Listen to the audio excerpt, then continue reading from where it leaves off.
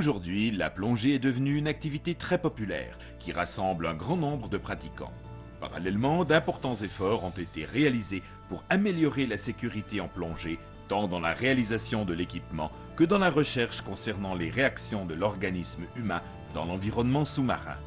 Tous les différents problèmes posés par la plongée ont été d'abord résolus par des stratégies basées sur des procédés expérimentaux qui furent par la suite quantifiés au moyen de calculs mathématiques de plus en plus élaborés.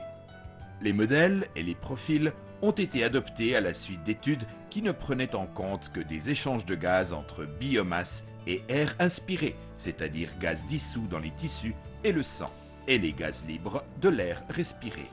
Dans la dernière décennie, l'ordinateur de plongée a été inventé. Cet instrument électronique qui effectue les calculs en temps réel facilite la plongée et la rend plus agréable. Des études approfondies ont révélé cependant qu'en dehors du phénomène de dissolution des gaz dans les tissus, un autre facteur très important réside dans la formation de microbules dans les tissus et le sang à partir de noyaux qui grossissent sous un effet de compression-décompression. C'est ainsi qu'est né le RGBM, Reduced Gradient Bubble Model, modèle à faible gradient de bulles. Le RGBM est un algorithme mathématique qui prend en compte à la fois le passage des gaz de l'état dissous à l'état libre, l'association entre les états libres et dissous, et les nouvelles théories sur les microbules grossissant à partir de micronoyaux. Ces micronoyaux sont très probablement produits par l'exercice, c'est-à-dire l'excitation, tribonucléation, due au frottement des tissus du plongeur les uns contre les autres. Ceci signifie des plongées encore plus sûres.